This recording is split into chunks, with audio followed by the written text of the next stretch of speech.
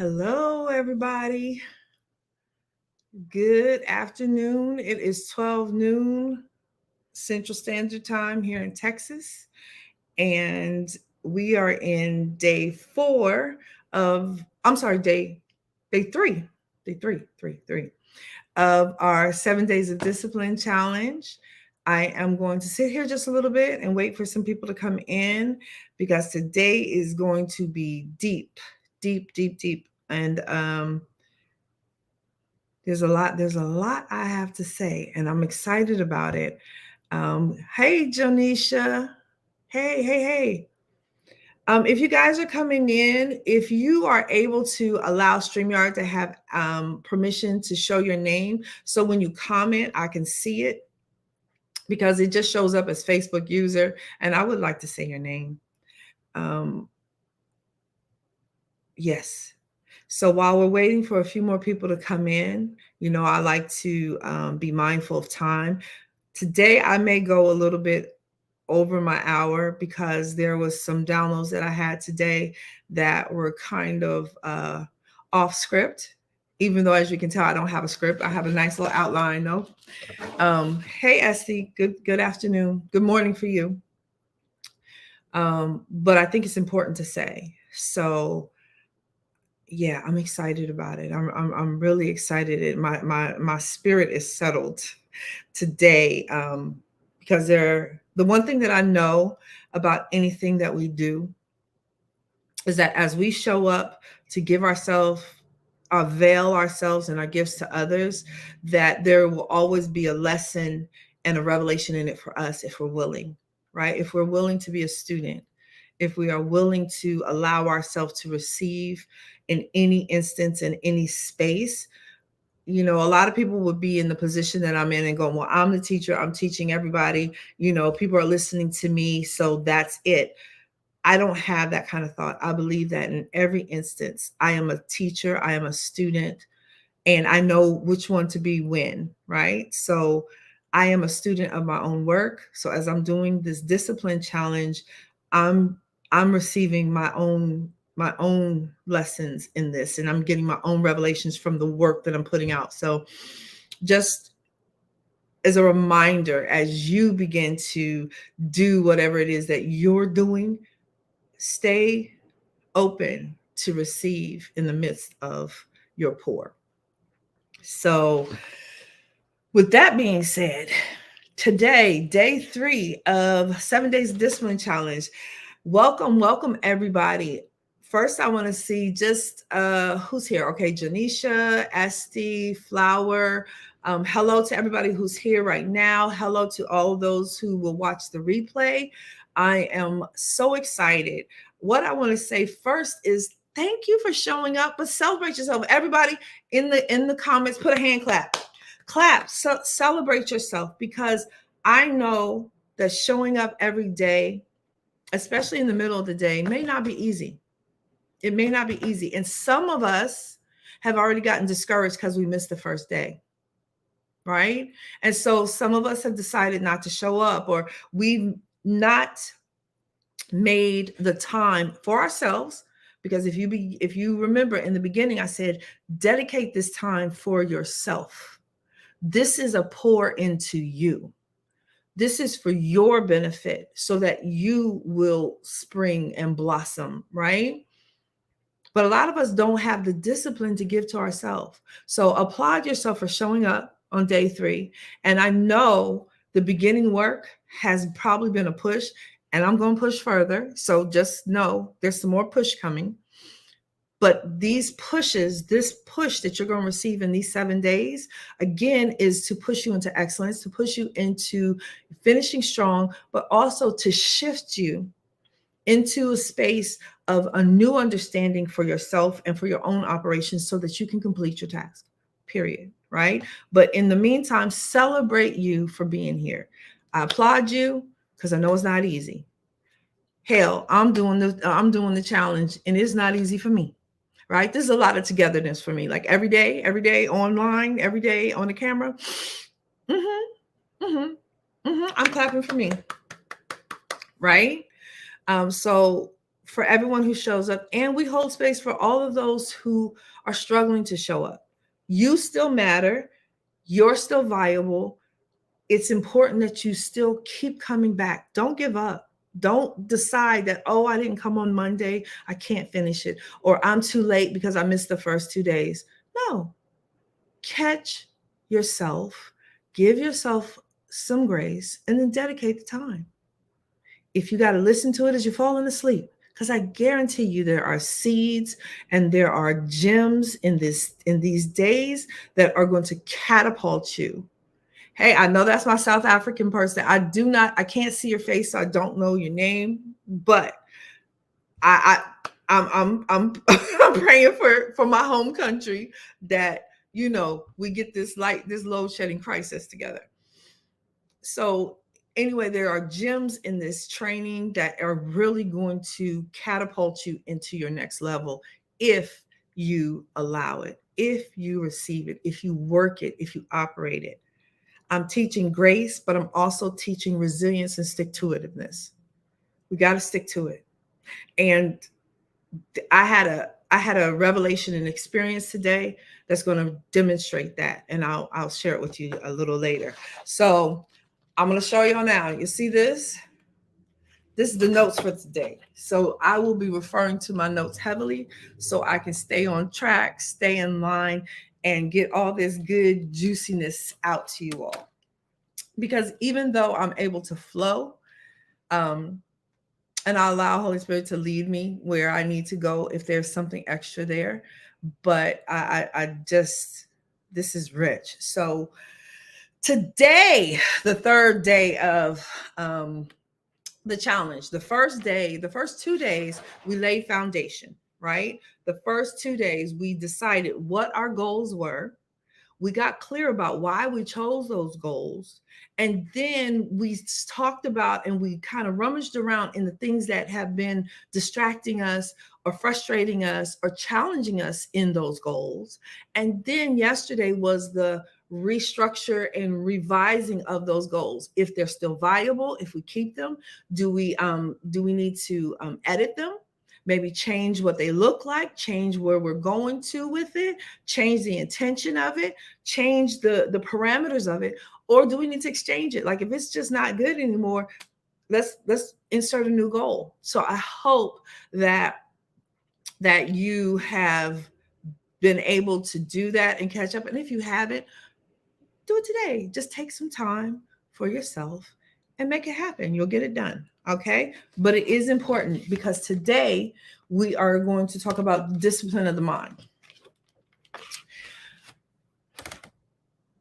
This isn't just, in case you haven't been able to tell so far, this is not just a discipline 1, 2, 3 class. Set a clock, work for 10 minutes and then get up. It's not work on Monday, make it your administrative day. This is not that. This is really the heart and soul of discipline and the ability to identify all the parts of it that are at play, but then also the parts of us that we need to discipline in order to achieve what it is that we're setting out to achieve, right? So today we're going to discipline our minds and we're going to have an identity shift. We're going to get clear and have an identity shift. So the first thing is, I said this yesterday and I mean it, and I'm going to say it again. Discipline is not perfection. Discipline is not perfection. Discipline is not perfection. Some of us believe that if we're regimented, if we're disciplined, that our businesses are going to run perfectly, that our children are going to look beautiful all the time, that our waist is going to stay a size 6 all the time. That's perfection, and it's not realistic. So if you have discipline goals in mind that have a hint of being perfect in them, you're already setting yourself up for a different kind of disappointment. So understand discipline is not perfection, and done doesn't mean complete. For the intents and purposes of these days and this courses and this teaching, discipline is not perfection, and done doesn't mean complete. Done doesn't mean finished. All right. So in order for us, just curtailing and closing out yesterday, we need to prioritize our goals and create systems of incremental discipline. I spoke a little bit about it yesterday, but I said that I'm going to go more into it today. Incremental discipline. What that means is sometimes we attack a goal as if we can just go head on and kill it, right? I use an example of needing to lose 100 pounds. Some of us have struggled with weight our whole life. And so we're in a constant battle, a constant negative conversation that says, I can't get this done. I'm worthless. I'm not able to do it. I'm a failure. I'm a loser, because all our goal is to lose weight. Can I tell you, to just lose weight is not a viable goal. If your goal is to just lose weight, you will never, ever be satisfied. You will never satisfy the goal. You'll never reach it, right? Because you can eat dinner and go to the bathroom and lose weight. You lose weight every day, right? You can go sit on the toilet and lose weight. Just to lose weight is not a viable goal. So how do we get that goal of losing weight into a viable space, right? We have to make it incremental. We have to discipline it. We have to put it in phases. So if I need to lose 100 pounds, I can't just say, I want to lose 100 pounds. I have to start to implement incremental systems of discipline that will help me achieve the overall goal of losing the weight. What is an incremental discipline? Maybe I start with, hey, I am going to aim to lose 10 pounds every 3 months,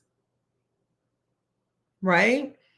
I may want to do 10 pounds every 2 months, whatever it looks like for you. That's an incremental discipline. I'm going to lose 10 pounds every 3 months. Now, that's still not enough.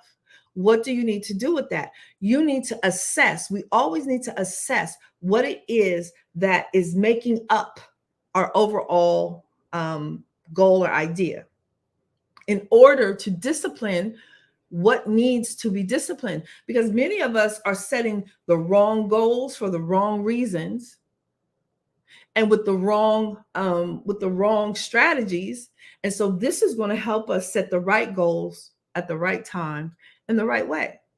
So we started out with, I need to lose 100 pounds. I'm going to shrink that down to, I'm going to attack it 10 pounds every 3 months. Now, what am I going to do in those 3 months? Well, I need to look and say, what are my habits? What is attributing to my weight? Maybe I drink soda, right? Maybe I eat a lot of candy bars. Maybe I drink a lot of sugar. Maybe I eat a lot of bread. Maybe I don't move, right?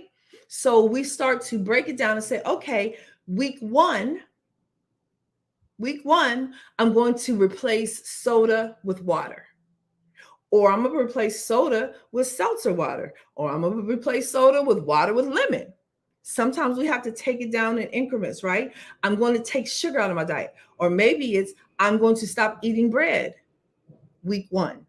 And then week two, I may say, okay, on top of not drinking soda, I'm going to take bread out. Do you guys understand what I'm saying? Put a 1 in the chat if that is making sense in terms of making incremental disciplines.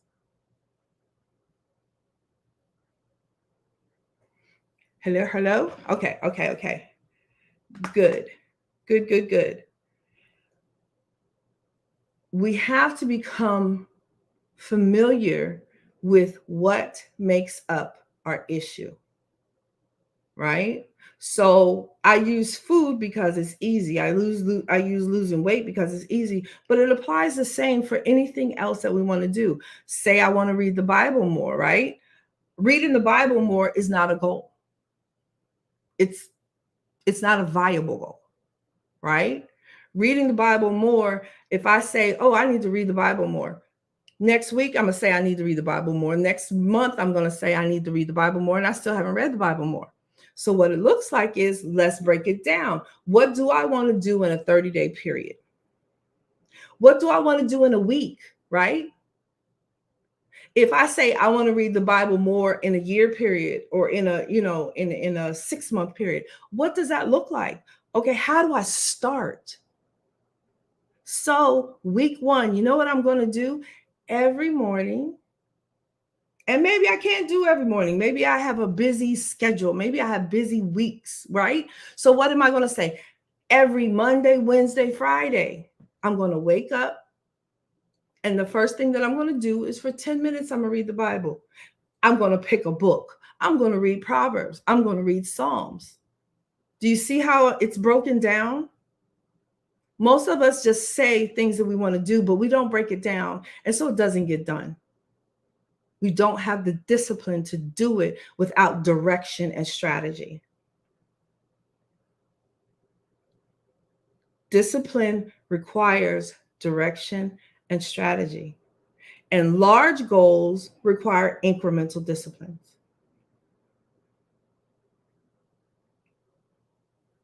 Right? And so we've identified, we made the decision what we want to do, and part of that incremental incremental discipline is putting into action. So that part of, I identified I want to lose weight. I decided that I'm going to break it down into 3-month periods of time. And the action is, I'm going to implement more water into my drinking, into my body, or I'm going to take bread out. Identify, decide, and act. That's an acronym that I created, and I teach it in my master class. But I guess you guys got the sneak peek for those of you who went into IDA, IDA, identify, decide, and act. That will help you in creating your incremental disciplines. Identify what needs to be done, decide what steps need to be taken in order for that to be done, and then act on it. Don't beat yourself up because you're not running up a mountain. Don't set yourself up for unachievable goals and then say, I just don't have the discipline to do it. No, you don't have the strategy to do it. You don't have the direction to do it. Does it make sense? These things are what are allowing challenges to come in, because you haven't directed it. You haven't strategized it. And so of the goals that you have and that you've identified yesterday, I want you to really think what actions you need to take now. You can jot them down. I hope you have notes. I hope you're carrying these things. Jot down what actions you need to take. Identify, decide, and act. And one last thing for these goals, you can jot it to the side, is what is a challenge that you're facing now that could interfere and distract from you completing that. So yesterday you looked at what had challenged you and distracted you from completing your goal. Now you put down, well, what are some of the challenges that could interfere with me completing this now? We have to know the enemy to our advancement. We have to become tacticians and strategists in our own life. And we become overwhelmed and feel overburdened and sunken because we don't have strategy and tactics in our life. We're just kind of floating around going, hey, I need to do something. I don't know how to do it. I just hope it gets done. Let me just throw spaghetti on the wall and hope it sticks. This will help you become a tactician in your own life. These are the type of things that I walk through with my clients to help them understand how to become strategists in their own life. So that when I walk away, you have all the tools to keep getting it done again and again and again.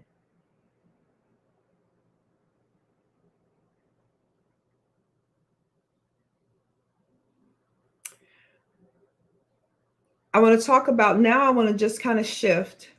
Does anybody have any, before I do that, does anybody have any questions about what I was just talking about, or any comments about what I was just saying? Any ahas, something that stood out for you that you hadn't maybe thought about before. And what I just talked about in order to become a strategist about your incremental disciplines. Is it helping? Y'all quiet today.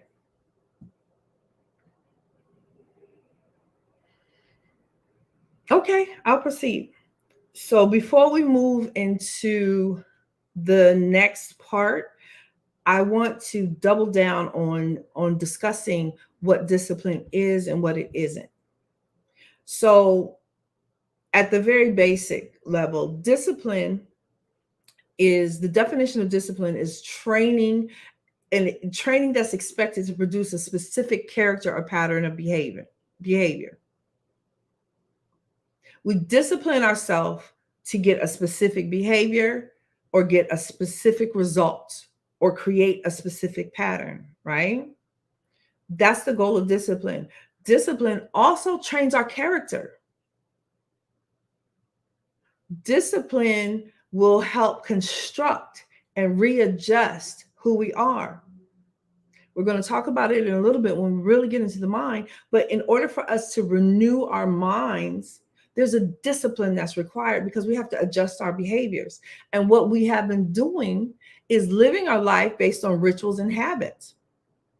And what rituals and habits are comfort zones, whether they're bad habits, whether they're good habits. When there's something that we need to do in order to function, it becomes ritualistic, almost like OCD, right? You don't have to have OCD to be ritualistic. Sometimes going to church is a ritual. You go because that's what you're supposed to do, but you're not gaining anything. It's just comfortable. That's what you know to do. Stopping by a certain place to get a certain food, or when you start your day off, you got to have your coffee. Coffee is a ritual. Now, I have my coffee, so I'm not knocking it. I'm not knocking coffee. I'm just helping you to understand that anything that you have to do in a certain order, in a certain manner, is a habit or a ritual, and it becomes a comfort zone and is regimented. Discipline is not a regimen. I mentioned yesterday that discipline requires flexibility. And I think if we can begin to look at discipline as a flexibility versus a regimen, we can begin to appreciate it even more and opt to bring discipline into our life, because we know that discipline will stretch us. Discipline is actually stretching. So it stretches us out of our comfort zone in order to grow us. Can I get an amen on that? Because that's a good word right there, right? Discipline is flexibility because it stretches us out of our comfort zone, out of our regimens, out of our routines, out of our rituals that have made us comfortable, complacent, and stuck. Take a moment to think what rituals and habits that you have in your life that are make you comfortable. And if you feel comfortable, you can put it in the box. Just list some of the habits you have, some of the rituals you have. And they don't even have to be ones that you do every day all the time. Sometimes there's seasons for them, right? I'm a seasonal person, right? I'll go through seasons where, oh, this is exercise season. Oh, this is no meat season. Oh, this is, no sugar season. But during that time, I have to do things a certain way. Right? Thank you. Yes, discipline will increase your flexibility because discipline requires flexibility. Discipline requires flexibility in order to train us so that we can grow and stretch. The second thing is discipline is a choice. Discipline is a choice. Now, there's a twofold part to discipline being a choice. One, it's, you get to choose, right? You get to choose. You get to choose whether you're going to go ahead and eat yourself into diabetes or whether you're going to, straighten up, fly right, and get your health together, right? It's a choice in that way. But also, you're not able to discipline if you don't decide. And too many of us are waffling back and forth on what it is we want to do, what it is we want to accomplish. We don't have any solid focal point. We don't have any specific task, goal, idea that is set in place. So we haven't made a choice. And when we don't make a choice, nothing happens. We need to be definite. We need to be definite in what it is we want in order for us to make the choice to discipline.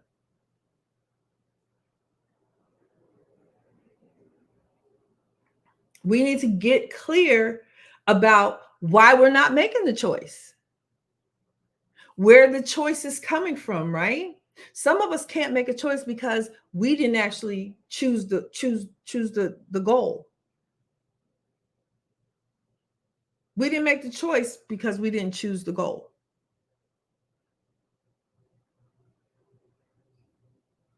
And that's going to flow into the next part is about how we need to discipline our emotions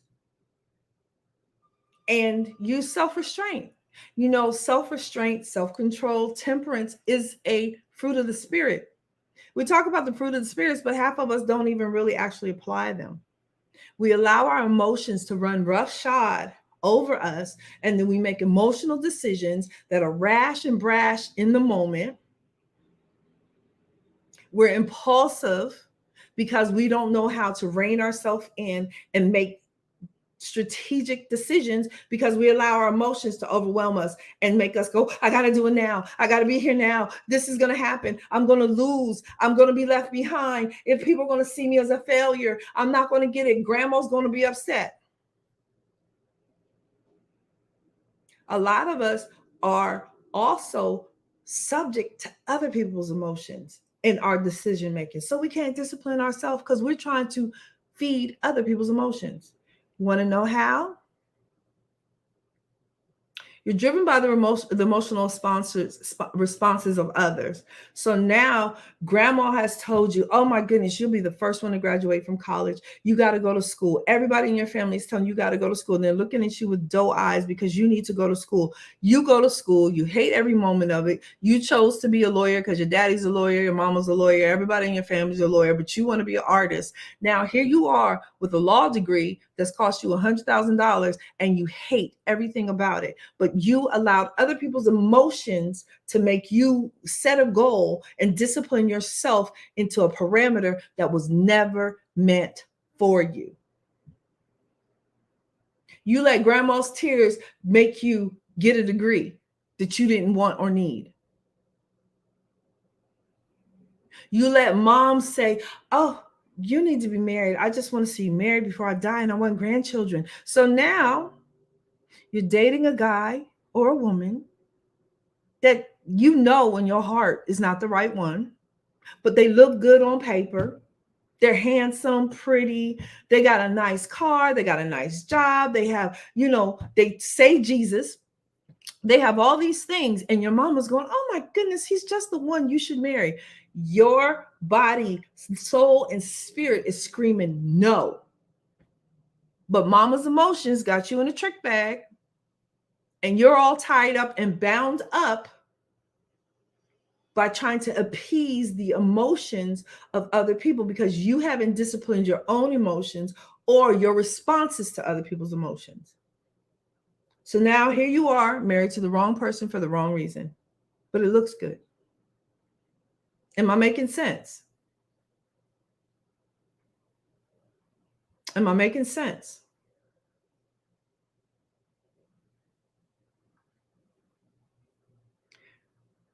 In order for us to make appropriate decisions, all of these factors play into our decision and discipline process. We have to learn to discipline our emotions and not just go with the flow or go with what we feel, because feelings are not facts. What we feel in the moment can feel very real, but it's still not a fact. And making emotional decisions without disciplining our emotions will have us moving out of alignment for our assignment. It'll have us moving out of alignment. We're supposed to be going straight and we're moving sideways because we allowed our emotions to tell us this isn't fun, this doesn't feel good, but this is easy and I think I can accomplish that, and we're going in the wrong direction.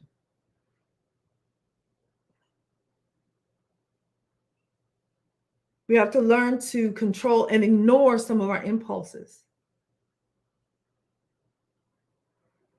And part of that discipline is a spiritual discipline, which we'll get into on Friday, right?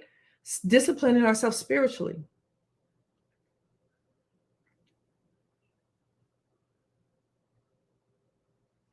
Setting these boundaries and these spaces will help us to finish what we start, because we're only going to start the things that are in alignment with our assignments, with our purpose, and with who we are. I can't make decisions based on what my mother wants. So if my goal is based on my mother's goal for me, I'm already in the wrong space. How many of you have ever set a goal based on what somebody else, mother, friend, husband, sister, cousin, anyone in your life has told you would be a good goal for you? You can put a 2 in the chat. And I'll tell you an example of that for me. So back when I was living in California, I'm gonna have a lot of examples today, by the way. Anyway, I was living in California, and at the time I was coaching, and I was coaching women. Well, I met this guy online who was a business guy. And as I was talking to him, like I was consulting him, he was like, oh my goodness. He's like, you know more than most of the people out here teaching business. You need to be a business coach. You'll make so much money being a business coach, right? And I was like, okay, it's logical. That makes sense. I do know stuff. I'm good at what I do, right? Okay. Yay, SWOT analysis. Like I knew the things. I was doing branding. Like I could do branding, and I was doing those things at the time. And he said, okay, let's set you up. Let's get you going in this business coaching. Logically, I could see how I would make money and be good at business coaching. But let me tell you what happened. Every time I sat down with him, my spirit shrunk. My spirit kept getting smaller and smaller. And it was like, this doesn't feel right. This doesn't feel right. And this man was on the verge of building me this beautiful website. And he was lining up like clients. And he was telling me all the things that he could see with what I knew and how I was good at what I was doing. And I had to tell this man in the midst of all this that I'm sorry. I can't do this. This isn't for me. Like my spirit was screaming. It shrunk every time he opened his mouth. Logically, it made sense. Financially, it made even more sense. And I needed money. But my spirit was like, girl, you in danger, girl. You can't do that. That's not what you're supposed to do. And so I had to say no. But if I wasn't willing to honor what I knew, and I wasn't willing to honor what felt in alignment with me, I'd have been out here being a whole business coach, hating it. Because somebody else told me that they could see me making millions of dollars and I was good at it. Right? So this is an example of what I'm talking about, when other people's goals and emotions can come in, because our needs can make us make emotional decisions. You don't have to be a big emotional person. You could just be a person in need. If you need money, which most of us have been in that space at one time or the other, and somebody comes along and offers you a stack, and you're like, oh, I could do that. It may be hard to turn it down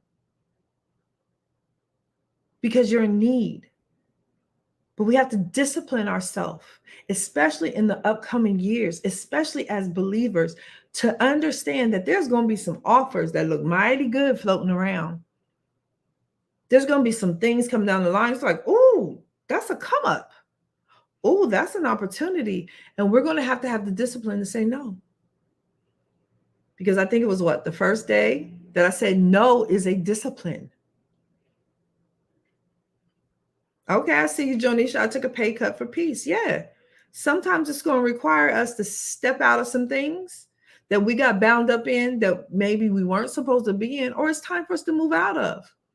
And we got to be willing to say, I'm not going to allow my need to make me make an emotional, momentary decision. That's a discipline. So healthy discipline means honoring and keeping your consistency and still being able to function outside of ritual, right? Not being thrown off or fearful if you're not doing what's in your habit, what's in your norm, what's in your comfort zone. Discipline requires and it builds patience. So all this conversation is so you can assess your goals, because if you can see it, you can be accountable for it, right? You can see it, you can strategize it, and you'll be accountable, right? But assess your goals so you can make sure that it's the right goal. Assess the standard of them so you can decide if it's one that you need to take on right now, push to the side, or get rid of. If it's yours, mine, or ours, right? If it's your mama's or your grandmama's. Give yourself the grace to adjust. A lot of us don't give ourselves grace. And we have people around us who don't give us grace. So we feel like we don't have a right to change our mind. That was so dumb. How would you leave him? He was so good. Meanwhile, they don't know you were crying every night because, you know, he was devoid of emotion, or he was devoid of compassion. I don't know why you left that job, because it was driving me crazy and I didn't have peace. Give yourself the grace to adjust. Discipline will make it flexible for you to adjust. Sometimes we miss the mark when we set the goal. So it might be like, oh, the goal is just a little bit to the left. I need to bring it right here to the center.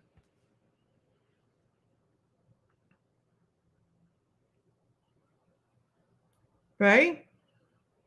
We need to be able to assess so we can set properly.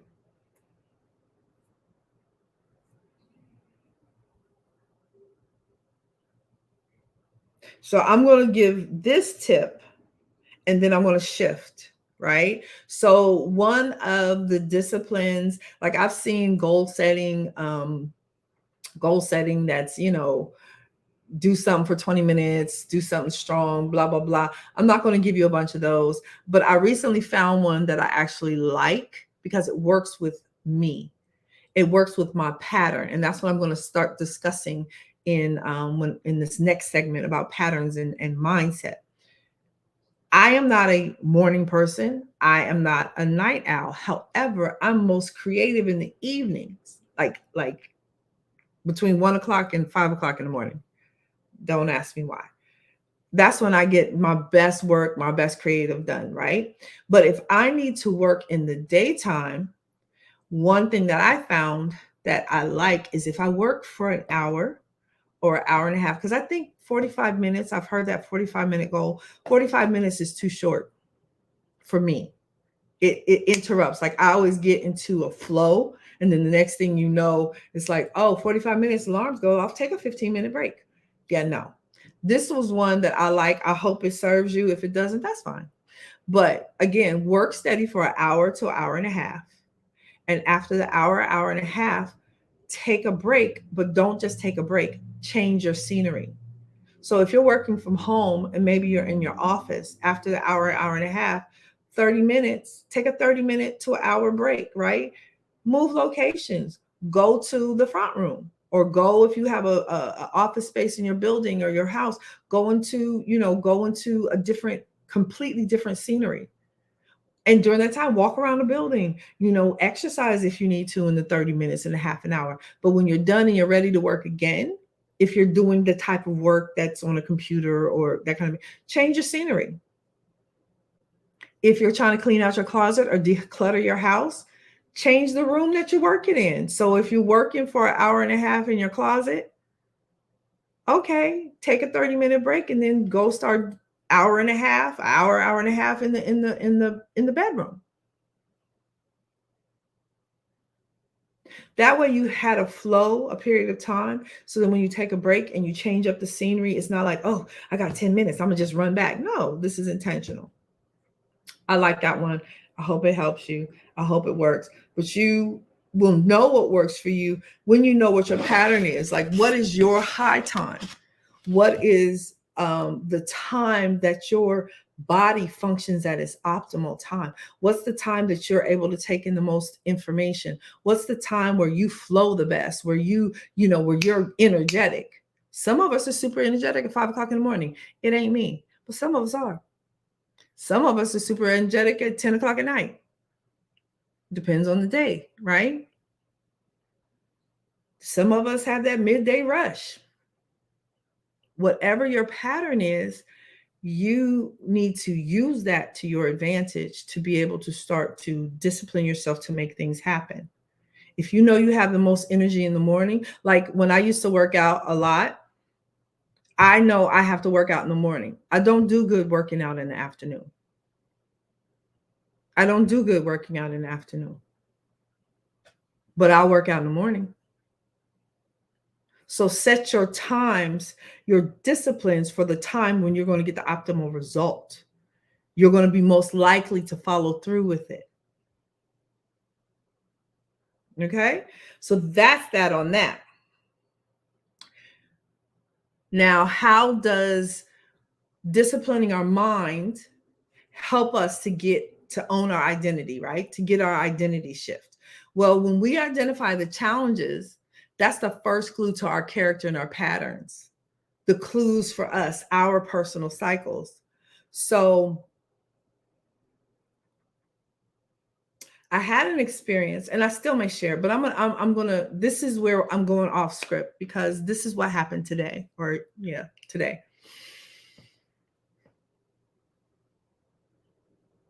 No, I'm gonna share it after. I don't know if you've ever heard of ropes, right? There's these different places. They're all over the world. They have them in South Africa. They have them here all over the US. I don't know what they're called in different places, but they're like obstacle courses that you can sign up your friends, your company. You can go with the people, around you, and you can go climb these tall telephone poles and you walk across ropes like with your hands. It's crazy. So okay, good. So some years ago, I was taking a master class, and it was all about like eliminating blocks and getting clear about patterns and belief systems and things that were driving me. And so a part of our graduation was we had to go on this ropes course. And the funny thing about the ropes course, this obstacle course, it really, really, really clarified the way we operate in our day-to-day life and the way we face things and how we function in stress times. So all of the challenges I was willing to face. I was willing to, there wasn't a challenge I said no to, right? I didn't say no to the challenge. There were some people who were like, oh, I'm afraid of heights. I'm not doing that one. There were some people who were like, oh, that looks too scary. I'm not doing that one. I said yes to everything because I was like, at least I'm going to try, right? I got a harness. What's the worst can do? I'll fall off the harness, but right? It was scary. Like I literally had to climb a telephone pole with nothing on it and just stand on the little round top of the telephone pole. And then once I got to the telephone pole, I had to jump off. Yeah, I know. I was adventurous. Yeah, but now the way my knee is set up ain't gonna happen. Anyway, so I'm doing this ropes course, and all of the challenges I was willing to try, I was willing to face. And then I would go through, and some of them it was just like, I don't like this, but I'm gonna keep doing it, right? I'm gonna do it because I'm going to complete, because I'm gonna do it, right? I'm going to complete it. Then I got to this one, and it really, really, really showed me who I am in hard times, in the hardest times, and what they mean for me and my character and what it is. So I had to cross this rope. All it was one thin rope on the bottom and a thin rope on top. And I had to go across the rope this way, right? So I'm walking across this rope, and there's like safety ropes in between, and they're far, like they're just out of reach. So you got to really stretch to get to this thing. And the chances you could fall down. I was going good the first half, I'm chucking it, I'm doing it. And then right about the halfway point, I hit a wall. And I was stuck in the middle of this rope. I was too stubborn to let go and fall down, because they were like, well, just let go and fall, just fall down. No, I'm not going to quit. I'm not going to fall down. Like, I'm not going to just bail out. I'm going to figure it out. But it was so uncomfortable and tight, because now I had come too far to turn around and go back. And I was too close to the end to not move forward, but I was stuck in the middle because I was uncomfortable. I was uncomfortable. I was tired. The stretch had stretched me. So I had to just pause there and wait for the moment when I had enough second wind to move. I paused. And again, I'm too stubborn to fall down, because I ain't quitting. I'm not just gonna fall down. Like, I'm not just gonna fall down. That's me. I'm just not gonna fall down, right? So finally, people were like, just fall, just fall. And the more people said just fall, the more determined I was to walk forward. And so finally I reached out and got that next step. And then it was like, okay, this is that second win. This is that second burst. I'm gonna get it done. And then I got done. And then I got done. And then I got done. It brought me to tears, but I very quickly realized that that's who I am in life. And when I get to tough spots, it's usually my tough spot hits when I'm more than halfway through a project, right? When I'm more than halfway to, what it is I have to do. But when I get in those tight spots, it's like delivering a baby. There's a point in delivering a baby where you feel like, I just want the baby out. I can't go backwards, right? You can't keep the baby in there, but you just over it. I was like, okay, that's me in processes. That was me 2 weeks ago when I was crying about a landing page for this challenge, because I was more than halfway there. But this was the frustrating part. This was the part that I reached that was uncomfortable. This was the part of me where I just was down. I was tired, but I knew I couldn't quit, but I was in a space of frustration. So I had to cry it out, and then I had to walk it out. Right? I had to cry it out, then I had to walk it out. We need to get clear. When we face challenges, we need to start to assess who we are in the challenge. We will face the same challenges again and again and not conquer them because we haven't taken the time to dissect them and see who we are. What lesson is in that challenge for us? What space we're being stretched to in order to get to a next level. And that has to do with our character. Some of us need our characters fixed. We don't have good character. This isn't a slam. This isn't an attack. It's just an honest statement. All of us have space to adjust and build our character. But some of us aren't willing to do the work. So as we keep facing challenges that are meant to adjust our character and turn it up just a little bit and make us just a little bit better, every time we face it, we back down and say, oh, I got haters. Oh, that's not for me. Oh, I'm not doing that. And then our character stays suffering because we're not willing to face the challenge to grow. All of us have a space to adjust. all of us at all times. And reflection is a part of discipline. That's how we get to see the little character parts in us. That's how we get to start to piece together our identity, who we are, how we got to the space that we're in, why we're here in this space. What have we learned that brought us here? Or what did we learn from getting here? There's always opportunity for us to stretch and be in that space.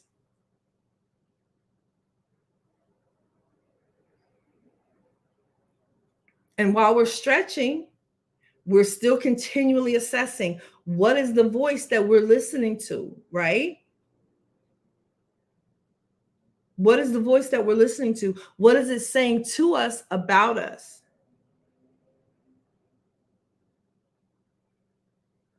What is the voice that you're hearing saying to you about you?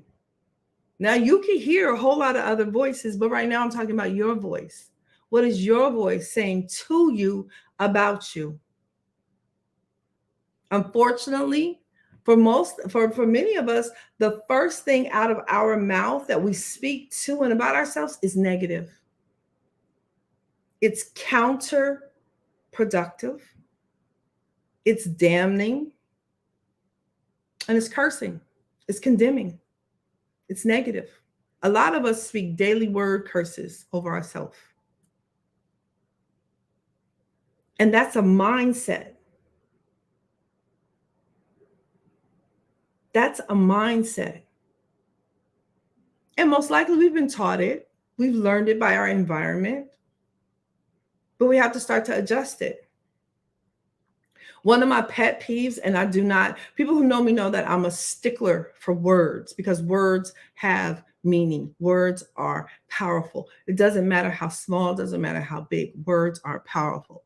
And one of my pet peeves, and one thing I do not allow in my presence, is for a person to speak ill of themselves. It makes me cringe every time I hear a person, especially a woman, who, when they make a mistake, the first thing they say is, "Oh, I'm so dumb. Oh, dummy me. That was so stupid." I never talk to myself that way, ever, ever. And if you're in my presence, you won't be allowed to speak to yourself that way either. But that's part of understanding a mindset. If your mind and the first thing that comes to your mind is a negative thing, it's time to discipline it and shift it. Because if you're condemning you and people around you are condemning you, who's celebrating you?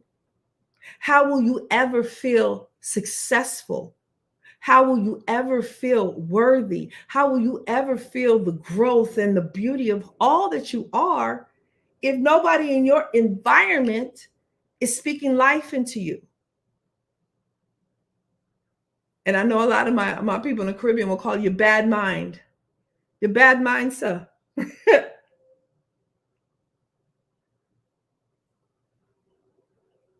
The way you look at things will have a tremendous impact on your outlook and your outcomes.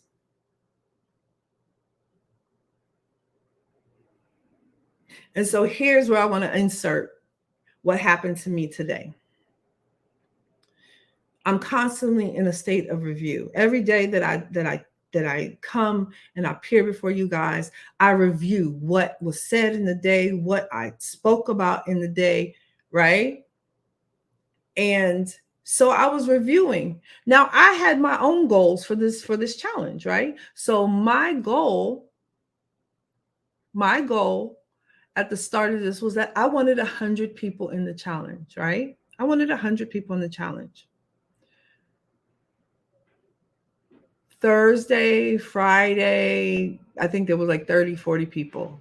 And so I was like, okay, this isn't what I wanted, but it's better than nothing. And I was like, okay, let me at least get 50, right? Let me at least have 50 people in the challenge, right? I want to be able to help at least 50 people. I want 50 people in the challenge. Well, lo and behold, we have reached 100. We've surpassed 100. I think last time I looked was 106 or 107 people, right? I'm very happy. I'm very happy that 100 people will have access to this information to shift. So I was speaking to my husband this morning, and well, let me go back. Last night I was speaking to a friend, and we were talking about moving into the next level, and she questioned me. She said, "Well, who are you willing to become to mother what you're birthing?" Right? Because all of us, when we're birthing something, these creative projects and ideas that we've been given, we have to mother them and father them. We have to nurture them. We have to bring them out, right? But who do we have to be? What mindset do we have to be in order for us to nurture it, to hold it, to cuddle it, to grow it, right? So my friend asked me that yesterday, right? And so I'm thinking, oh my goodness, I got to be on social media more, and I got to be, with people more, and that's a challenge for me, right? It's a challenge for me. And so anyway, I'm back to today. I'm talking to my husband, and when I tell him, babe, like there's 100 people who came to the challenge, like it was amazing. I didn't think it was going to get there.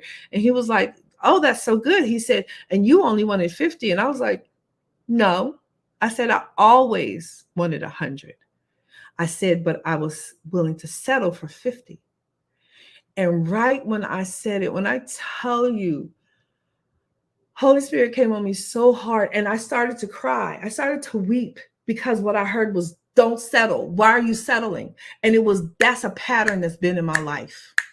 That's a pattern that's been in my life of settling. I haven't been able to discipline for bigger things because I've been settling for littler things. What did that look like? I wanted 100, but I was willing to settle for 50. And what the Lord was telling me was, if you said 100, what you declared out your mouth is supposed to come to pass. If I told you I'm going to give you something, you're supposed to receive it. You are supposed to expect it. But you are so busy feeling like you won't get what you want. You will settle for good instead of waiting for great. Even in this moment, it's making me emotional to think of, and I have legitimate reasons, right? Because here's the thing, I got expensive taste, right? I have expensive taste. I love nice things. So what I was settling for was not bad. It wasn't subpar. It wasn't subpar. I had a lifetime of being the oldest child, and I had to share a lot. I had my children, and when I got divorced, I was a mother that had to do things on her own. So, I can't afford this, so I'll settle for that. It's still nice. It's just not that. It's Michael Kors. It's not Gucci. And because I'm not I got to have the best and the most luxurious and frou-frou stuff, I didn't think anything was wrong with it. I didn't think anything was wrong with it. When I moved to Texas, because the Lord told me to move to Texas, and I was looking for places to live, I saw an apartment that was in my budget, and it was beautiful. It was nice. It was a garden apartment. And then I saw the apartment that I'm in now. And I was like, oh, that's not in my budget. That's not. And the Lord was like, trust me, this is where you want to live. And he said it even then. Why settle for good when you can have best, when you can have excellent? Where in your life are you settling for good or less than because you are not willing to stretch yourself to understand and discipline for the best? We're coming into a season where there are things that have been promised to us that are about to show up, and our mind is going to keep us from achieving it and receiving it because we won't discipline ourselves with patience, and we won't sit and discipline ourselves to look at who we are, to face who we are and adjust our character to be able to claim and receive the better that we deserve.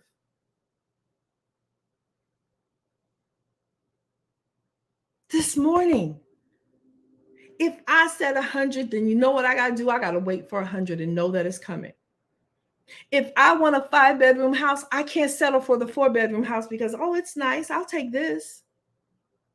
If you were told that you're supposed to have mansions, if you were told you're supposed to have land, if you were told you're supposed to have businesses and children, if you were told that these are things that you are expecting and you declare them out your mouth, you are supposed to wait for the better and discipline yourself in faith and patience to see the manifestations of the promises that you are entitled to.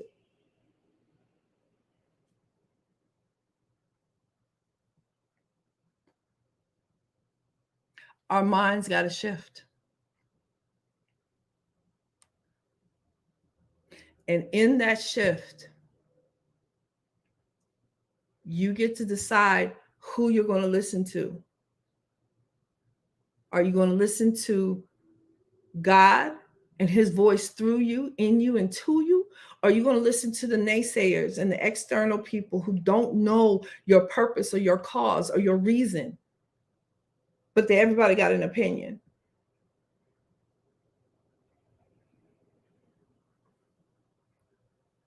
As you think, so you will live.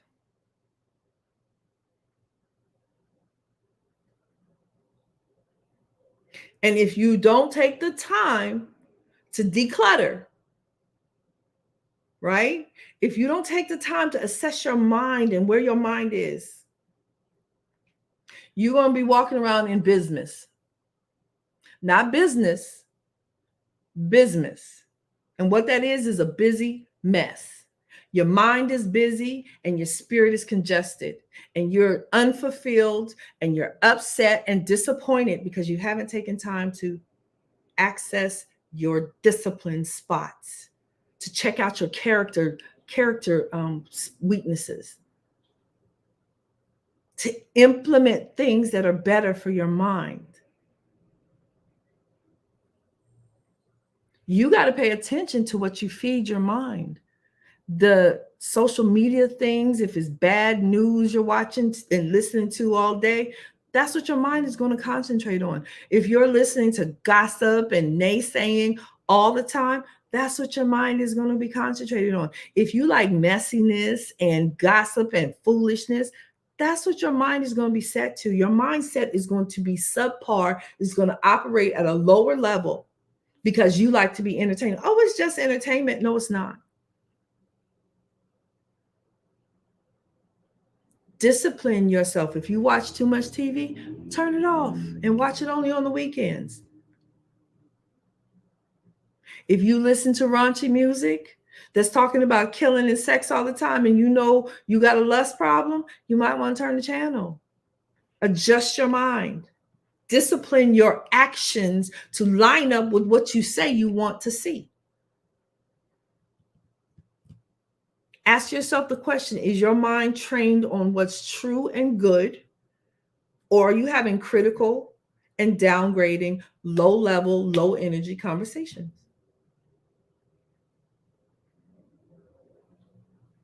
Do you have an attitude of gratitude? Gratitude is always one of the best places to start with anything because you can't complain and be in gratitude at the same time.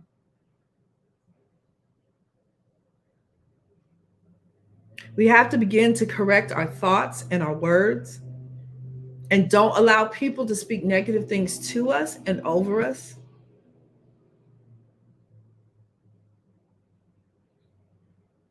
We have to get clear about what we believe about ourselves.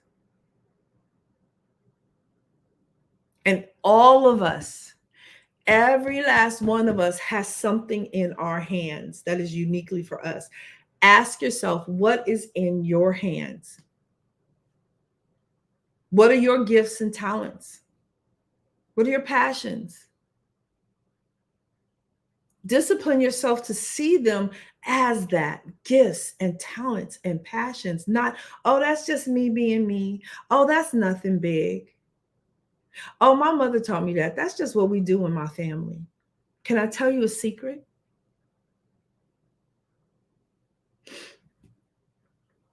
And this is something that God gave me. As a matter of fact, I'm working on a book and there'll be classes next year about it, but we'll talk about that later. Every single person has a bloodline blessing.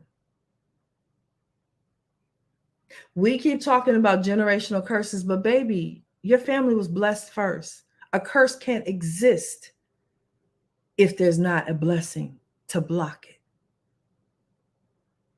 So your family was blessed. Do you know what your family's field of favor is? Do you know what your personal field of favor is? What are you good at? What are you passionate about? Because, baby, that's the area that the Lord has blessed you in for you to use your hands. What is in your hands to shift your life, to shift your generations, to shift the environment that you walk into? But if your mind's not right, you're never going to see it. If you can't get your mind in order, in a disciplined space, to concentrate on what's true and good, to have an attitude of gratitude, to speak beautiful blessings and to speak positivity, then you're not going to get to it. Discipline.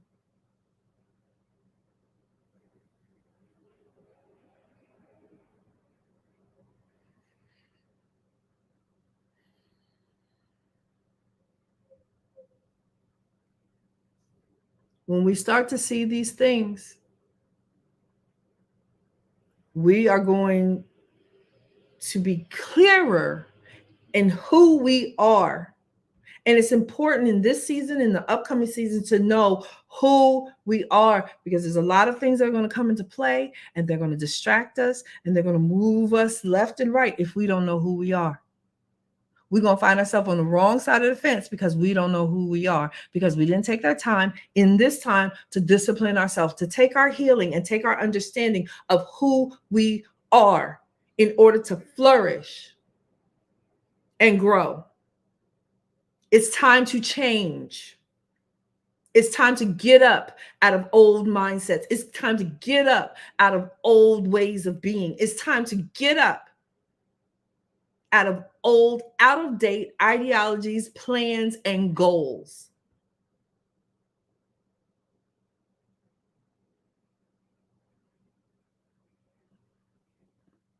So you guys are going to have homework today. And one of the things that you're going to be asked of is, what are 3 strengths you have? And everybody has at least 3. And if it's something that comes up that you say, oh, that's probably not it. No, that probably is it. That thing that people come to you for that you just ignore.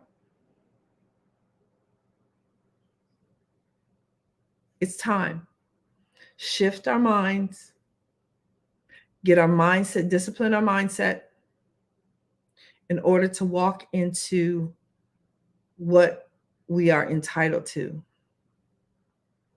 To set these goals, to get these right goals. The right mindset is going to get you the right goals.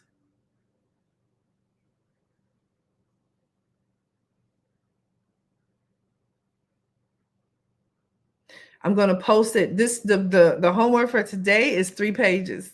So it's going to be a little intense, but I challenge you to take your time and be honest and write it down. And some of you are still hiding. Do your videos in the group. Say hello. Why you're here, what you need discipline in, what you need accountability for. Because if we can't see it, we can't count it. And you won't be accountable.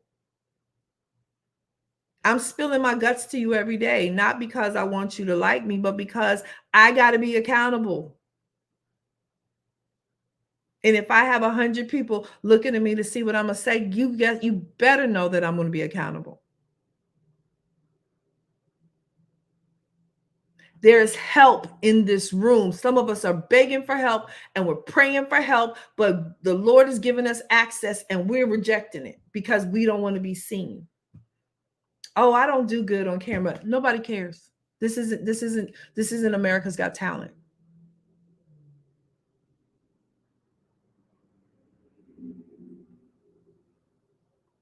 In this place, we're accountable and we push, we stretch.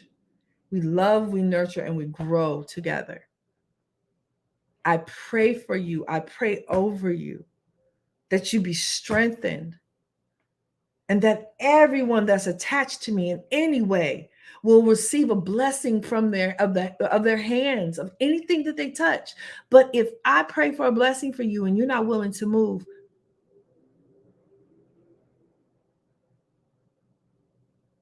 what are you willing to do? What are you willing to shift? What are you willing to discipline so you can reach where you're supposed to go?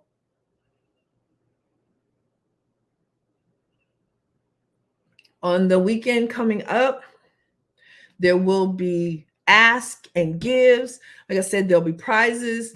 Um, you'll start hearing more about my masterclass. I have a masterclass that is starting again. There's sessions. There's 7-week sessions. It starts in January. If these conversations are impacting you in 7 days, imagine what 7 weeks will do. It's time to put on your new clothing, your new armor, your new identity. And it starts with your mindset.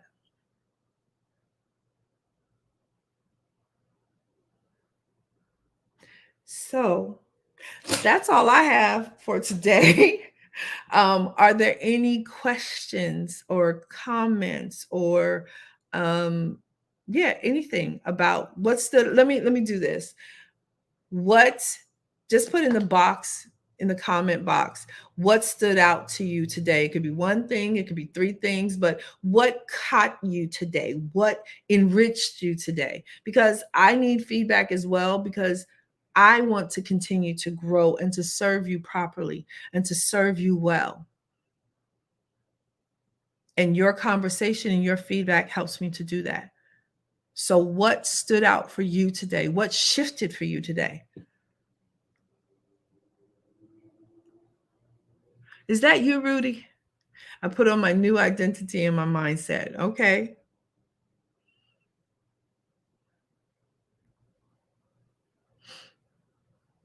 Don't be shy. I saw you in there, Joe. I hope you type in Joe. No pressure. Incremental discipline. Yes. Incremental discipline will change your life. Incremental discipline. Oh, it's Tambu. Hey, Tambu. I can't see your name, but I'm so happy you're here, my dear.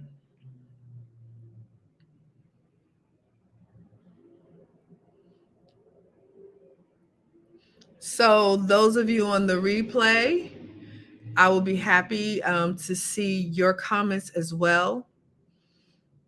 The whole concept of discipline has been made. Okay. Thank you.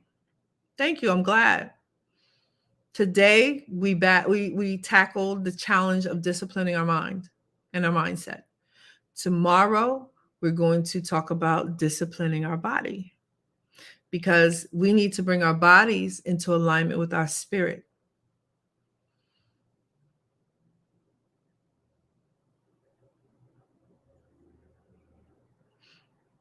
Okay. The things about speaking something then settling for less. I'm always out for me. Okay. Yeah, you can't put it back. You have to be as important as anybody else in your life. You have to be the most important in your life.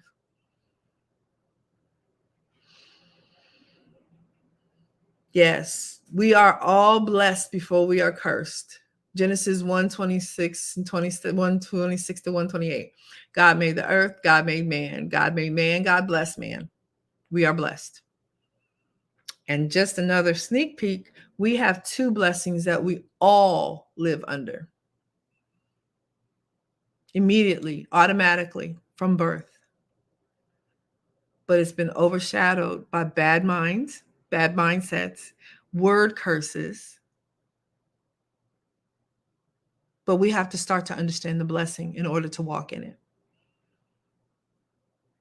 So tomorrow, like I said, is discipline of the mind. Well, a big part of disciplining the mind disciplining our body is this. We'll be talking about disciplining our mouth. That's part of our body that needs attention.